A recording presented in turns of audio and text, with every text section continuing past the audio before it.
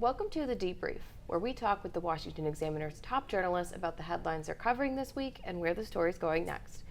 I'm Sarah Westwood, and I'm here today with commentary editor Conn Carroll. And Conn, let's start with this baby formula shortage that we're seeing. You know, President Biden has said that he could not have done more to address this shortage because he's not a mind reader. But you've written about this. Tell us, is that true? Is there more he could have done before now?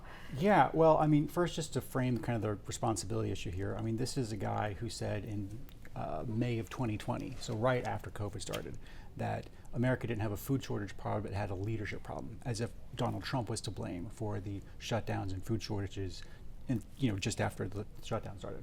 But you have a Biden administration that were informed by a whistleblower back in September of last year that there was problems at this Michigan baby formula plant, and they still didn't do anything.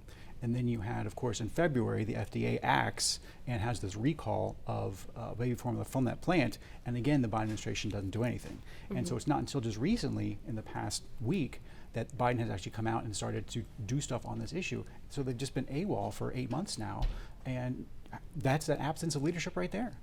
The Biden administration has since invoked the Defense Production Act to sort of boost production of baby formula, hopefully boost the supply. Is it going to accomplish that quickly enough? So actually what they did is they called in the Defense Act not to produce more baby formula, but to send planes overseas to get baby formula from other countries.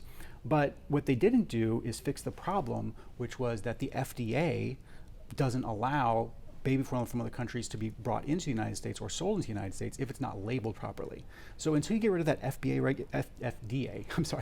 regulation that says baby formula that's not written in English, doesn't have all the same identification that United States baby formula does, the problem is still going to exist.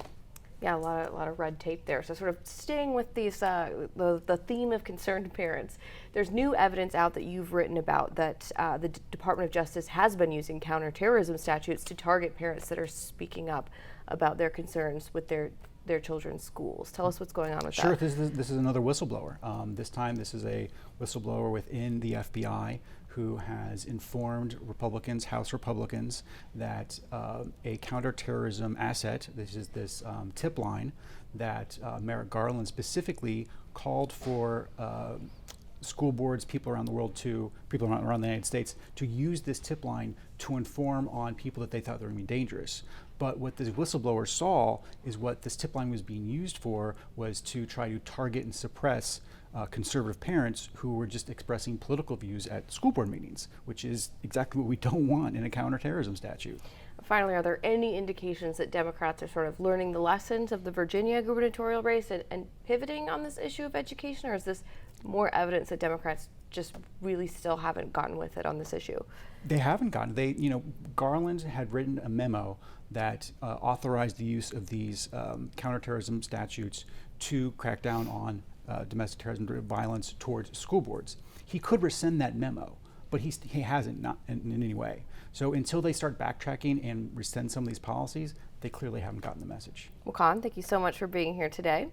You can get more reporting from Conn and the rest of the commentary team at washingtonexaminer.com.